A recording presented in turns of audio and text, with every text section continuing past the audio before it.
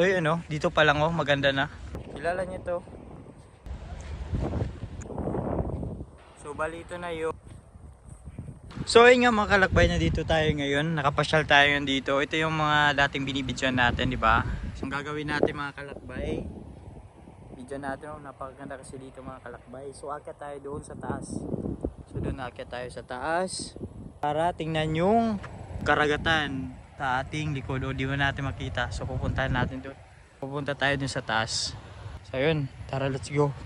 So kailangan nating mga kalakbay umakyat. Hindi naman siya mga kalakbay mabato. So mabuhangin lang. So yun dito pa lang maganda na. Para kikita nyo. Maraming tumatambay dito mga kalakbay paghapon. Pero dati walang tumatambay gaano dito. Pero ngayon nag-i-improve na, maraming tumatambay na. So yun, nakikita nyo mga kalakbay. Karagatan. So hindi pa dito mga kalakbay. Bakit pa tayo din sa taas? So yun, tara. So napakaganda dito mga kalakbay tuwing hapon. Pero pag gabi dito mga kalakbay, walang mga ilaw. So yun lang yung problema. Pero pag may mga ilaw to dito mga kalakbay, maraming tao talaga na pupunta dito. O di ba? Napakasulit mga kalakbay. Kilala niyo to? Ito pero hindi ito nakakain na. Hindi yan nakakain. So bali ito na yung sa taas.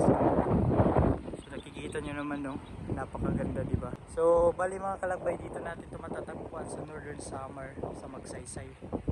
Kung maraming tao, makikita natin talaga sa baba, maraming tao, pero hindi nagkakaano.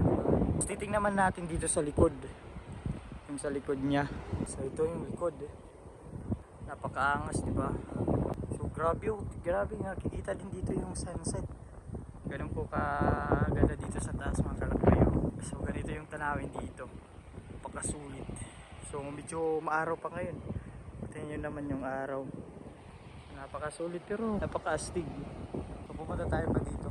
Pupunta pa tayo dito. Titingnan naman natin dito sa likod. So nandito tayo ngayon pero may mga basura. Marami kasi pupunta dito eh. Nakikita nyo naman yung lugar. Tapos dito mga kalakbay pala, yan po ay isang eskwelahan. Napakalaki yung kanilang lote. Ito napakalawak. Abot yan mga kalakbay dito. Ayan. So yung mga kalakbay, napakaganda talaga dito yung tanawin nila dito. So yung maraming mga tao doon. Kahit saan ka tumingin dito, marami sila. Tuwing hapon pumunta yung mga tao dito.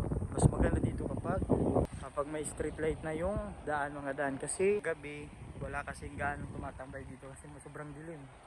So pero pag mayroong mga ilaw na sa daan, napakasulit. So yun mga kalakbay. At gusto kong humingi sa inyo mga kalakbay, subscribe nyo yung channel natin.